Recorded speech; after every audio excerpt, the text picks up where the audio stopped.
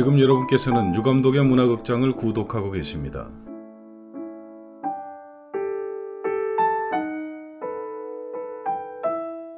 유감독의 문화극장은 문화예술의 저변 확대를 꿈꾸면서 화면방송과 오디오북의 콜라보로 문학, 미술, 음악, 연극 등을 다양하게 보여주는 방송입니다.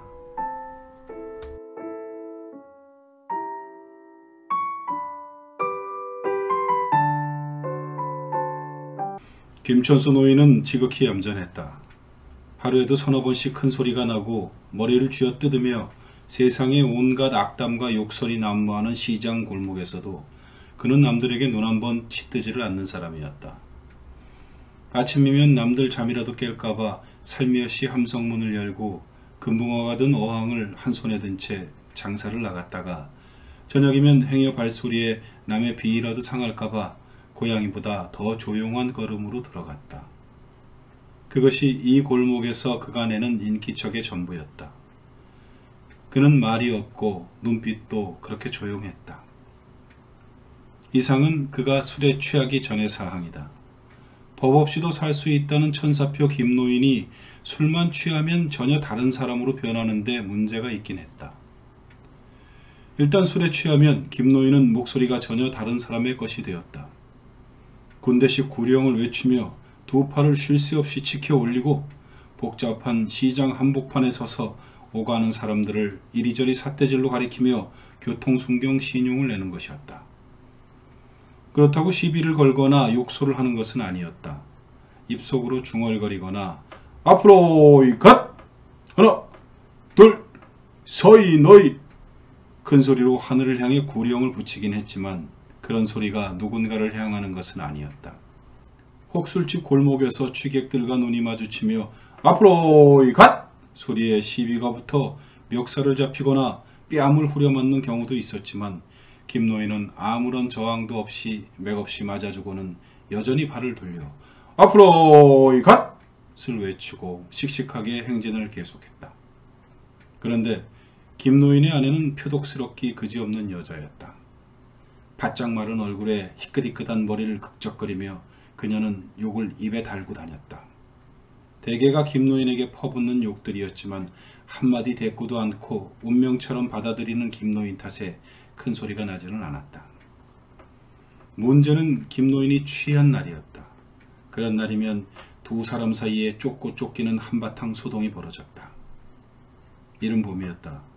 김노인은 초등학교 앞에서 금붕어 대신 올챙이를 팔았다.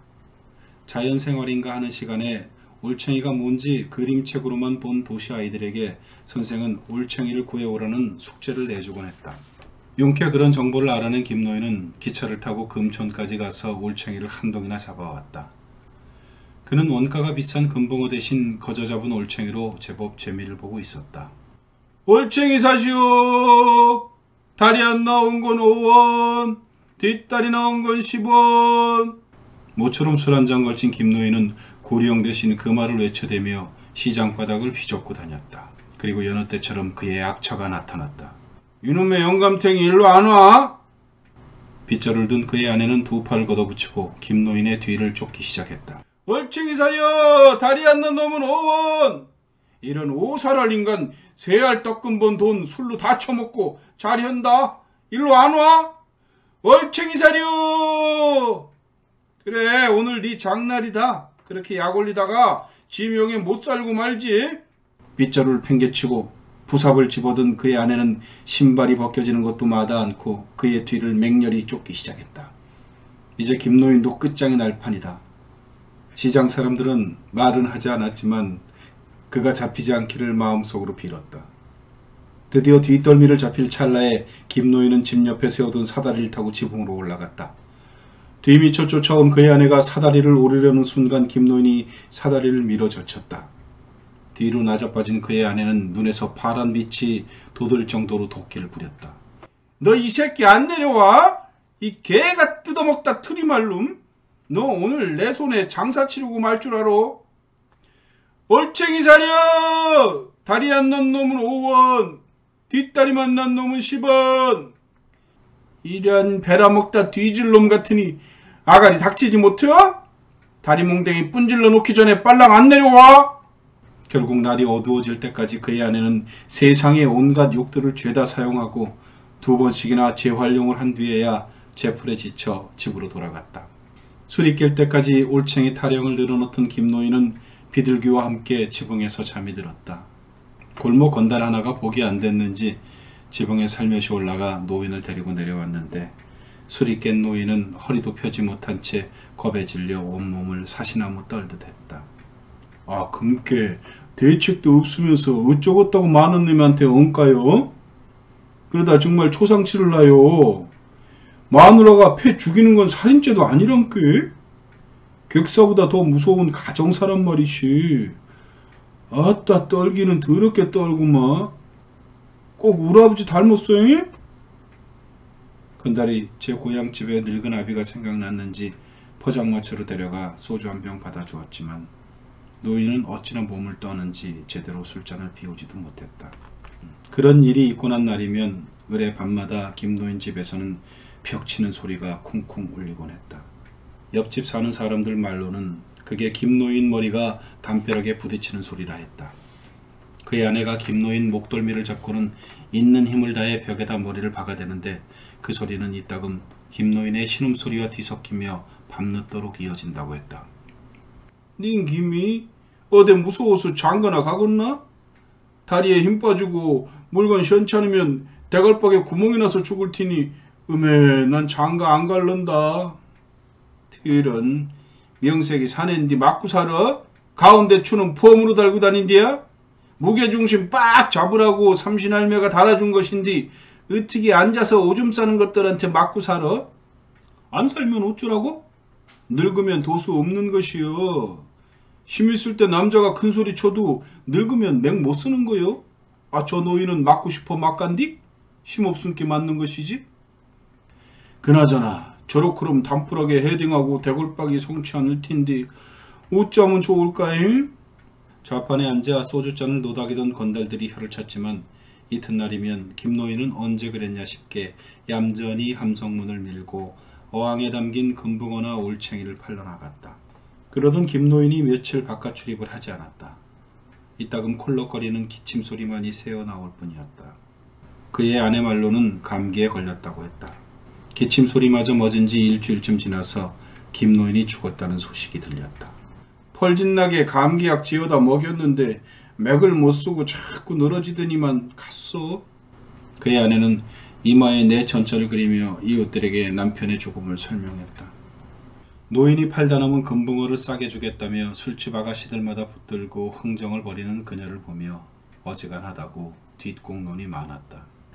김노인이 장례도 없이 몇천원짜리 종이관에 실려 벽제 화장터에서 불살라진 뒤 골목에는 한동안 말이 많았다.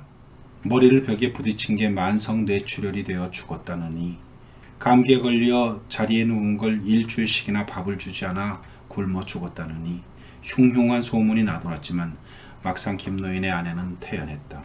목포집에 금붕어 사라고 들른 그녀에게 마침 술 한잔 얻어마시고 있던 건달 하나가 딴죽을 걸었다. 어메, 이젠 아줌씨가 영감님 대신 금붕어 폴러 다니게라오? 어쩌면 쓸까잉? 그거 팔아서 영감님 지사라도 드리게라? 배부른 소리. 화장했으면 끝난 것이지 뭔 팔자에 따로 지사야? 산입 채우기도 먹먹한디. 참 아줌씨도 희어도 놈이었어. 아무리 미워도 한 입을 뒤쓰고 도하기 빼기 다 해번진 처지에 그리 박져놓으면 안 되지라. 한 이불인지 각이불인지 웬 참견이래. 쓰잘데기 없는 소리 말고 금붕 하나 팔아줘. 정말 징하네. 이 판국에 말라 비틀어진 금붕어가 문제란가? 아줌씨, 살아서 영감님 대골박이나 쳐박으면서 가슴에 목 같은 거에 콱 찔러 베키지 않소? 나도 먹고 살자니 엄한 놈 옆구리에 사시미 담근 죽도 솔창게 있지만 가끔은 가심이 찔러 오는디 아줌씨는 개하나요? 대골박은 뭐고 가슴에 못 박히는 건 또 뭔 소리래? 옆에서 손톱만 다듬고 있던 미스양이 보다 못하겠다는 듯 입을 삐죽거리며 끼어들었다. 알 사람은 다 아는 소리인디 제일 가까운 데 계신 분이 모른디야. 솔직히 인간적으로 너무했지 뭘 그랴? 뭘 너무해? 아줌마가 아저씨한테 너무했지 뭘 그랴? 아픈 양반 요새 흔한 것이 병원이고 기침만 콜록해도 달려가는 데가 병원인디 엎어지면 코 닿을 때 있는 병원 한번 안 모셔가고 그냥 보낸 거이 솔직히 너무한 거 아니여? 남 모르면 국으로 입 다물고들 있으셔. 영감이 겉으로는 순해 보여도 어찌나 고집이 센 줄 알아? 황소고집이야. 내가 지발 병원에 가자고 해도 들은 척도 않고 약만 사오라는 거야. 그저 감기거니 여기고 며칠 누워있으면 털고 일어날 줄 알았지 뭐예요? 담벼락에다 쿵쿵 머리 박는 소리 못한가? 옆집서 다 들었다는디. 머리를 박다니 누구 머리를? 누구는 누구야? 아저씨 머리지. 기가 막혀 말이 안 나오네. 시방 그럼 내가 우리 영감 머리를 벽에다 갖다 박았단 소리요? 엄만 어떤 잡것이 그런 소리를 해? 주둥배기를 찢어 놀려. 터진 아가리라고 함부로 짓거려도 되는 거요? 음에 무서워라. 그럼 아니요? 중내 사내 해도 내 영감탱이요. 젊어서 알코올 중독으로 알량한 재산 다 까쳐먹고 자식 하나 있는 거 돈만 있으면 병도 아닌 폐병으로 다 잡아먹고 이렇게 시장 바닥에 나앉아 근근히 살아가는데 그 원수 같은 술 지겹지도 않은지 이칠만 하면 또 입에 대고 밤새 끙끙 앓는데 어느 기집이 좋다 하겠어? 내 입 걸다 하지만 그런 입장이 돼봐. 내보다 더하면 더하지 덜은 않을걸? 그럼 그 소린 뭐랴? 밤마다 담벼락 부서지는 소리가 났다는디? 옌병을 밤에 처 자빠져 자지 않고 남의 집 담벼락에 귀때기 붙이고 살았대?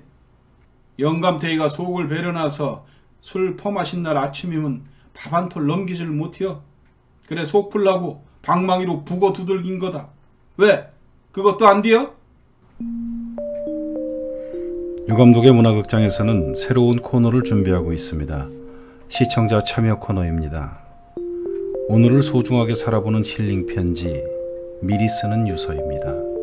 우리는 살면서 사랑해야 할 것을 사랑하지 못하고 용서해야 할 것을 용서하지 못하며 스스로의 삶이 얼마나 소중한지 잊고 살아갑니다. 미리 쓰는 유서는 시한부 삶이라는 설정하에 인생을 살아보면 스스로의 삶이 얼마나 소중한지 깨닫게 될 것입니다. 미리 쓰는 유서는 자신에게 보내는 힐링 편지입니다. 아래 메일로 내용과 나이, 사는 곳 정도를 작성하여 보내주시면 당신의 인생을 아름답게 낭독해 드리겠습니다.